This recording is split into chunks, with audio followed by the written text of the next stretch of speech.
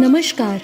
आप सभी का एक बार फिर से स्वागत है हमारे चैनल भक्ति ज्ञान में। आप सभी को मोहिनी एकादशी की हार्दिक शुभकामनाएं। आइए मिलकर सुनते हैं आज की व्रत कथा। प्राचीन समय की बात है। सरस्वती नदी के तट पर एक बहुत ही सुंदर और समृद्ध नगरी थी। उस नगरी का नाम था भद्रावती नगरी। उस नगरी में द्रुतिमान नाम के एक प्रसिद्ध धर्मात्मा और सत्य प्रिय राजा राज करते थे। उनकी प्रजा सुखी थी, राज्य संपन्न था और चारों ओर धर्म, दया और न्याय का वातावरण था। उसी नगरी में एक बहुत ही धनवान वैश्य रहता था जिसका नाम था धनपाल। ये वैश्य बहुत बड़ा व्यापारी था, धर्म कर्म करता था, दानी था और बहुत ही सज्जन पुरुष था। उसने बहुत सी धर्मशालाएं, कुएं, तालाब, गौशालाएं और अन्न क्षेत्र बनवाए। वो ब्राह्मणों, साधुओं और गरीबों की सेवा में हमेशा लगा रहता। उसके 5 पुत्र थे। एक का नाम था सुमना, एक का नाम था द्युतिमान, एक का नाम मेधावी, एक सुकृति और सबसे छोटा बेटा था धृष्टबुद्धि।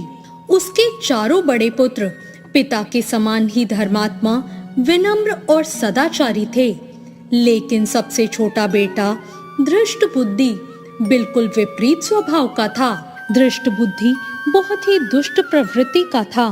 वो जुआ खेलता, मदिरा पान करता, वैश्याओं के साथ समय बिताता, चोरी करता, झूठ बोलता, माता पिता का अपमान करता और धर्म का उपहास करता था। वो भगवान के नाम से भी चिढ़ता था। उसके पिता ने उसे बार बार समझाया, पुत्र, ये जीवन बहुत दुर्लभ है। धन, यौवन और सुख सबका एक दिन नाश हो जाता है। धर्म ही है जो मनुष्य का सच्चा साथी है।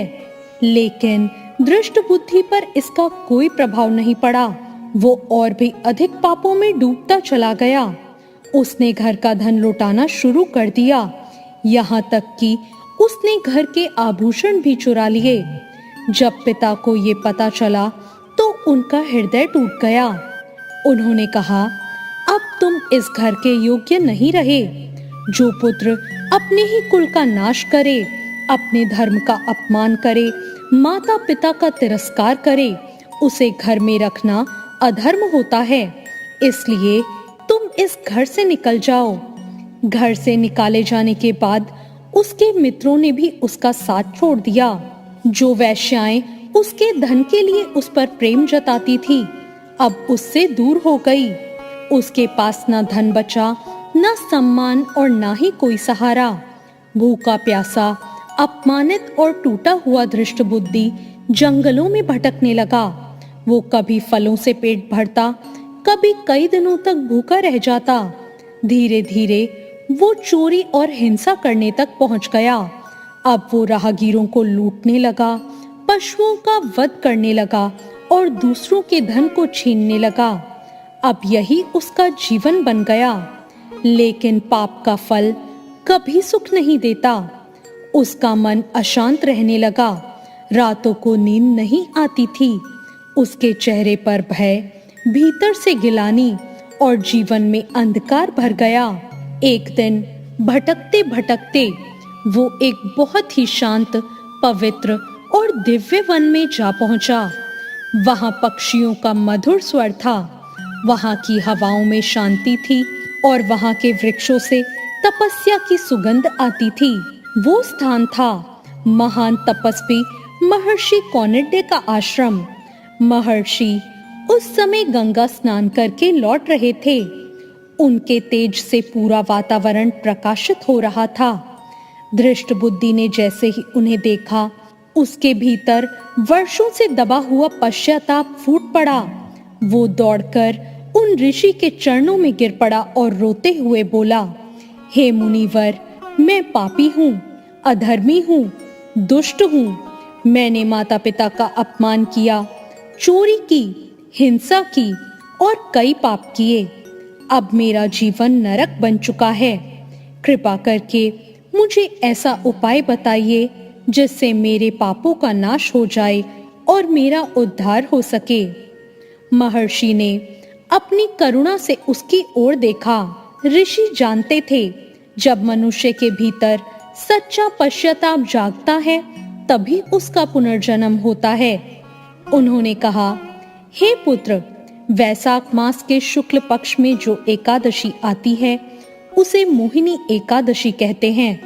ये व्रत अत्यंत पवित्र, पापों का नाश करने वाला और मोक्ष देने वाला है। ये एकादशी इतनी शक्तिशाली है कि पर्वत समान पाप भी नष्ट हो जाते हैं। यदि तुम श्रद्धा, नियम और भक्ति से इस व्रत को करोगे तो तुम्हारे सभी पाप नष्ट हो जाएंगे। धृष्ट बुद्धि ने हाथ जोड़कर कहा, गुरुदेव, मैं अवश्य ही इस व्रत को करूंगा। एकादशी का दिन आया। धृष्ट बुद्धि ने प्रातःकाल स्नान किया, स्वच्छ वस्त्र धारण किए, भगवान विष्णु का ध्यान किया और व्रत का संकल्प लिया। उसने कहा, मैं आज मोहिनी एकादशी का व्रत करूंगा अपने पापों के प्रायश्चित के लिए, भगवान विष्णु की कृपा को पाने के लिए। उसने दिन भर उपवास किया, भगवान का नाम जपा, कथा सुनी, भजन किए और रात्रि में जागरण भी किया। उस दिन पहली बार उसके हृदय में शांति उतरी। उसे लगा जैसे वर्षों का अंधकार हट रहा हो। द्वादशी के दिन उसने विधि पूर्वक व्रत का पारण किया, ब्राह्मणों को भोजन कराया और दान भी किया।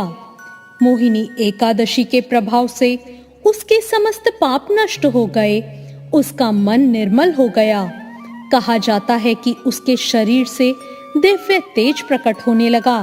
जब उसका जीवन समाप्त हुआ तब भगवान विष्णु के पार्षद दिव्य विमान लेकर उसे वैकुंठ धाम ले गए। वो धृष्ट बुद्धि जो कभी पापों में डूबा हुआ था, मोहिनी एकादशी के प्रभाव से भगवान के धाम को प्राप्त हुआ। इस व्रत की महिमा स्वयं भगवान विष्णु ने धर्मराज युधिष्ठिर को बताई थी। युधिष्ठिर ने पूछा था, हे जनार्दन, वैशाख शुक्ल एकादशी का क्या नाम है और उसका क्या फल है? तब भगवान श्री कृष्ण ने कहा था, हे राजन, इसका नाम मोहिनी एकादशी है। ये समस्त पापों का नाश करती है और जो मनुष्य इस व्रत को करता है वो मोह के बंधन से मुक्त हो जाता है। इस व्रत को करने के लिए दशमी तिथि से तैयारी करें। दशमी के दिन सात्विक भोजन करें, लहसुन, प्याज, मांस, मदिरा, तामसिक भोजन को त्याग दें, ब्रह्मचर्य का पालन करें, क्रोध, झूठ, चुगली और अपशब्दों से बचें। एकादशी के दिन ब्रह्म मुहूर्त में उठें, स्नान करके स्वच्छ पीले या सफेद वस्त्र पहनें, घर के मंदिर में भगवान विष्णु और माता लक्ष्मी की पूजा करें, दीपक जलाएं, तुलसी दल अर्पित करें, पीले पुष्प चढ़ाएं, फल, पंचामृत और मिठाई का भोग लगाएं। ओम नमो भगवते वासुदेवाय मंत्र का जाप करें, विष्णु सहस्त्र नाम का पाठ या गीता का पाठ करें, एकादशी व्रत की कथा पढ़े या सुने और रात्रि जागरण यदि संभव हो तो जरूर करें। इस दिन व्रत करें। अगले दिन द्वादशी तिथि को व्रत का पारण करें, भगवान को भोग लगाएं, गरीब, ब्राह्मण या गाय की सेवा करें, दान दें और फिर स्वयं भोजन करें। मोहिनी एकादशी पापों का नाश करती है, मानसिक शांति देती है, धन सुख की प्राप्ति कराती है, ग्रह दोषों को भी शांत करती है, वैवाहिक सुख, पूर्वजों की कृपा, मोक्ष की प्राप्ति और मोह, भ्रम और नकारात्मकता का अंत करती है। तो ये थी आज की कथा। आपको आज की ये कथा कैसी लगी कमेंट करके जरूर बताएं। कथा अच्छी लगी हो तो लाइक जरूर करें, शेयर करें और अभी तक मेरे चैनल भक्ति ज्ञान को सब्सक्राइब ना किया हो तो सब्सक्राइब करना ना भूलें। धन्यवाद।